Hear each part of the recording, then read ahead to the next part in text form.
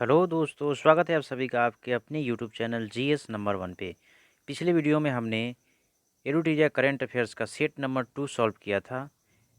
आज इस वीडियो में एरोटीरिया करंट अफेयर्स का प्रैक्टिस सेट 3 को हम लोग सॉल्व करेंगे। तो आइए शुरू करते हैं। पहला प्रश्न है, भारत सरकार ने सितंबर 2020 में खनिज संसाधन और भू विज्ञान के क्षेत्र में सहयोग के लिए किस देश के साथ समझौता किया है? तो इसका सही आंसर है ऑप्शन सी, फिनलैंड के साथ समझौता किया है। अगला प्रश्न है, 2 सितंबर 2020 को बिम्स्टेक शिखर सम्मेलन का आयोजन किया गया। बिम्स्टेक के संबंध में निम्नलिखित में से कौन सा कथन सही नहीं है? पहला कथन है, भारत ने इस सम्मेलन में भाग लिया। दूसरा कथन है, बिम्स्टेक में 7 सदस्य देश हैं। तीसरा कथन है, इसका मुख्यालय ढाका में है। और चौथा कथन है, मालदीव इसके सदस्य देशों में शामिल है। ये ऑप्शन गलत है, मालदीव इसके सदस्य देशों में शामिल नहीं है। बाकी के 3 सभी ऑप्शन सही है। अगला प्रश्न है, सोशल मीडिया पर फैल रही अफवाहों की जानकारी रखने हेतु असोल चीन अभियान की शुरुआत किस देश ने की है? तो असोल चीन अभियान की शुरुआत बांग्लादेश ने किया है। अगला प्रश्न है, शंघाई सहयोग संगठन के सदस्य देशों की बैठक में भाग लेने हेतु रक्षा मंत्री राजनाथ सिंह 2 सितंबर को किस देश की 3 दिवसीय यात्रा पर गए थे?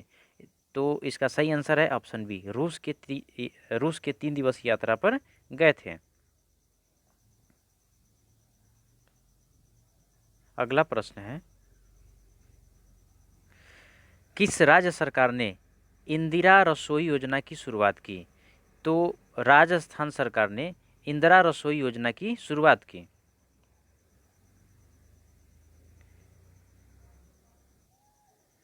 अगला प्रश्न है, केंद्रीय मंत्रिमंडल द्वारा हाल ही में किस हवाई अड्डे को अंतर्राष्ट्रीय हवाई अड्डा घोषित करने का निर्णय लिया गया है? तो इसका सही आंसर है ऑप्शन डी, कुशीनगर हवाई अड्डा को अंतर्राष्ट्रीय हवाई अड्डा घोषित करने का निर्णय लिया गया है। 20 जून 2020 को प्रधानमंत्री नरेंद्र मोदी द्वारा गरीब कल्याण रोजगार योजना की शुरुआत कहाँ से की गई थी? तो गरीब कल्याण रोजगार योजना की शुरुआत बिहार राज्य से किया गया था। अगला प्रश्न है, खोलोंगछू पनबिजली परियोजना किन 2 देशों से संबंधित है? तो यह परियोजना भारत और भूटान से संबंधित है। हाल ही में पृथ्वी के सबसे गहरे बिंदु चैलेंजर डीप में पहुंचने वाली कैथी सुलीवन दुनिया की पहली महिला बन गई है। वे किस देश से संबंधित है? तो वे अमेरिका से संबंधित हैं। अगला प्रश्न है, 14 जून 2020 को मनाए गए विश्व रक्तदान दिवस का थीम क्या था? तो इसका थीम था सेव ब्लड सेव लाइफ। मई 2020 में बंगाल की खाड़ी में आए चक्रवात को किस देश द्वारा अम्फान नाम दिया गया था? तो थाईलैंड द्वारा इस चक्रवात का नाम अम्फान दिया गया था। इस चक्रवात का नामकरण कौन देश किया था? थाईलैंड ने किया था।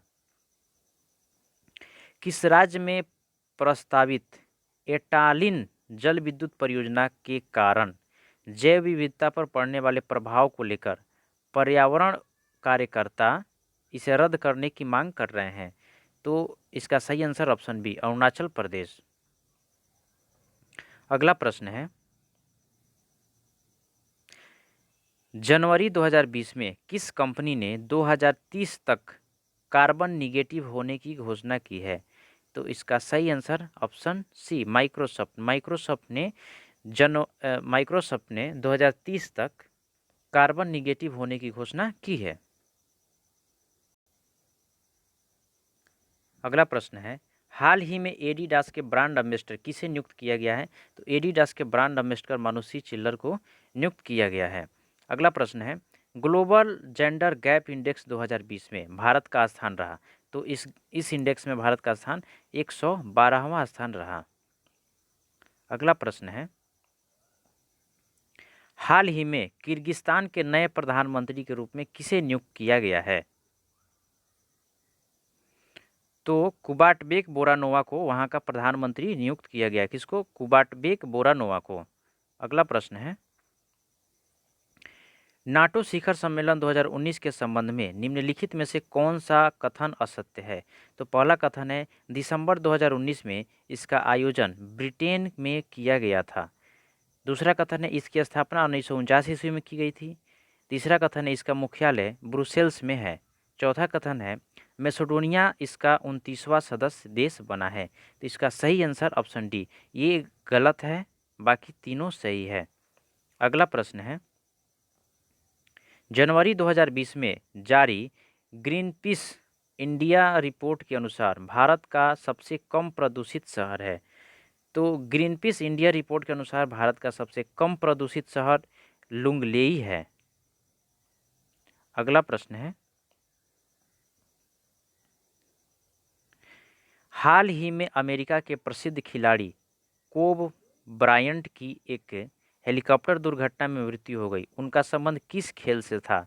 तो उनका संबंध बास्केटबॉल से था। अगला प्रश्न है वधावन पोर्ट हाल ही में चर्चा में रहा, यह किस राज्य से संबंधित है? तो वधावन पोर्ट महाराष्ट्र राज्य से संबंधित है। अगला प्रश्न है हाल ही में केंद्र सरकार तथा बोडो समुदाय के बीच समझौता हुआ। बोडो समुदाय का संबंध किस राज्य से है? तो बोडो समुदाय का संबंध असम राज्य से है। वर्ष 2021 में आयोजित होने वाले एशियाई युवा खेल की मेजबानी किस देश को सौंपी गई है? तो एशियाई युवा खेल की मेजबानी चीन को सौंपी गई है। अगला प्रश्न है नीति आयोग द्वारा आकांक्षी जिला कार्यक्रम के तहत डेल्टा रैंकिंग में 115 जिलों में किस जिला को विशेष स्थान प्राप्त हुआ है? तो इसका सही आंसर ऑप्शन ए, सुकमा जिला को विशेष स्थान प्राप्त हुआ है।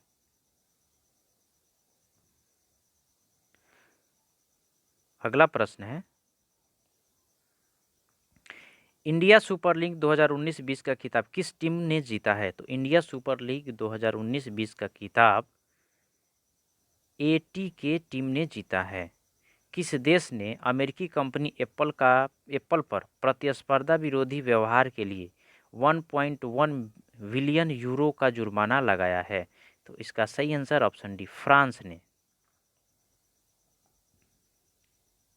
अगला प्रश्न है इसरो ने अंतरिक्ष यात्रियों के प्रशिक्षण हेतु मानव अंतरिक्ष उड़ान केंद्र की स्थापना कहाँ करने की घोषणा की है? तो इसरो ने मानव अंतरिक्ष उड़ान केंद्र की स्थापना कर्नाटक में करने की घोषणा की है। जून 2020 में पुरातत्व सर्वेक्षण विभाग ने किस नदी में 500 साल पुराने मंदिर की खोज की है?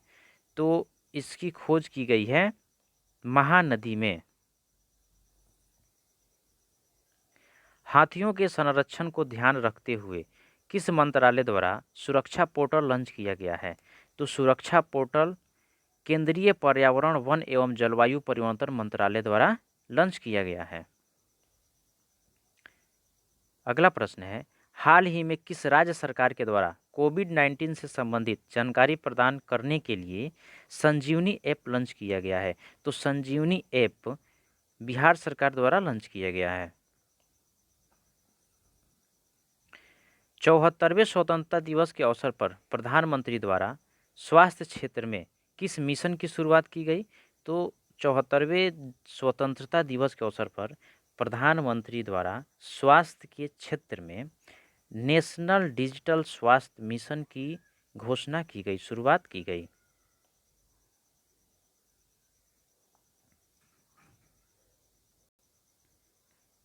अगला प्रश्न है स्वच्छता सर्वेक्षण 2020 के संबंध में कौन सा कथन सत्य नहीं है? पहला कथन है यह सर्वेक्षण केंद्रीय आवास और शहरी मामले मंत्रालय द्वारा किया गया। दूसरा कथन है इस सर्वेक्षण में सर्वश्रेष्ठ गंगा टाउन का पुरस्कार वाराणसी को दिया गया। तीसरा कथन है राज्यों में सबसे स्वच्छ राज्य मध्य प्रदेश को चुना गया। चौथा कथन है इस सर्वेक्षण में इंदौर लगातार चौथी बार प्रथम स्थान पर रहा। तो इसका सही आंसर ऑप्शन सी, सब राज्यों में सबसे स्वच्छ राज्य मध्य प्रदेश को नहीं चुना गया है, यह ऑप्शन गलत है। अगला प्रश्न देखते हैं फोर्ब्स द्वारा सर्वाधिक कमाई करने वाले शीर्ष 10 अभिनेताओं की सूची में किस भारतीय अभिनेता को शामिल किया गया है? तो फोर्ब्स के रिपोर्ट में अक्षय कुमार को शामिल किया गया है। अगला प्रश्न है, हाल ही में सुप्रीम कोर्ट द्वारा हिंदू उत्तराधिकार अधिनियम पर फैसला सुनाया गया, यह किस वर्ष लाया गया था? तो हिंदू उत्तराधिकार अधिनियम वर्ष 2005 में लाया गया था। अगला प्रश्न है, मध्य प्रदेश सरकार ने किस व्यक्ति के नाम पर ग्वालियर चंबल एक्सप्रेस वे का नाम रखने का निर्णय लिया है? तो ग्वालियर चंबल एक्सप्रेस वे का नाम जो है कि अटल बिहारी वाजपेयी के नाम पर रखने की घोषणा निर्णय लिया गया है। अगला प्रश्न है, हाल ही में सुर्खियों में रहा भादभूत परियोजना किस नदी पर निर्मित किया जा रहा है? तो भादभूत परियोजना नर्मदा नदी पर निर्मित किया जा रहा है।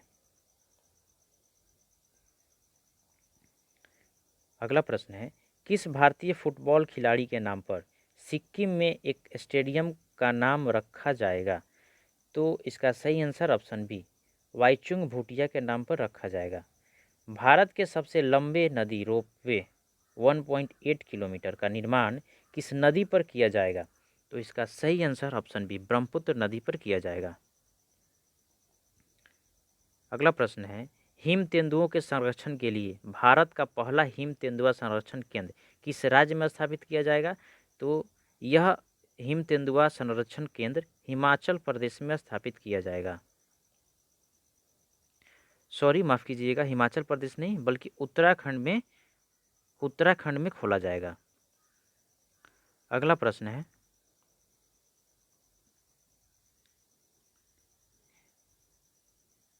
त्योहार दिया है और एक तरफ राज्य दिया है, इसको सुमेलित करना है। तो इसका सही आंसर है ऑप्शन डी, एक का एक बरना बिहार और दो ड्रैगन फ्लाई केरल में और बोनालू तेलंगाना में और नुआखाई उड़ीसा में। ठीक है, आगे चलते हैं।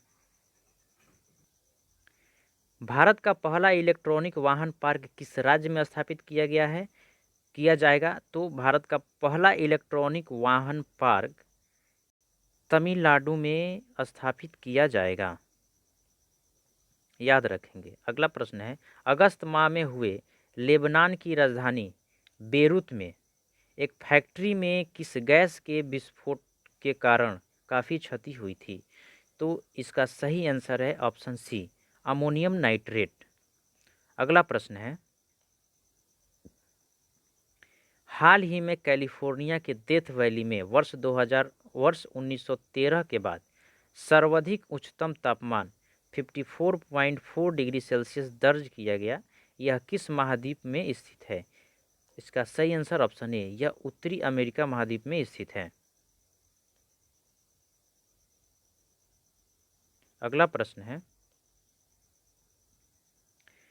अफ्रीका का वह अंतिम देश जिसे अगस्त 2020 में WHO ने पोलियो मुक्त घोषित किया है, इसका सही आंसर ऑप्शन सी, नाइजीरिया है।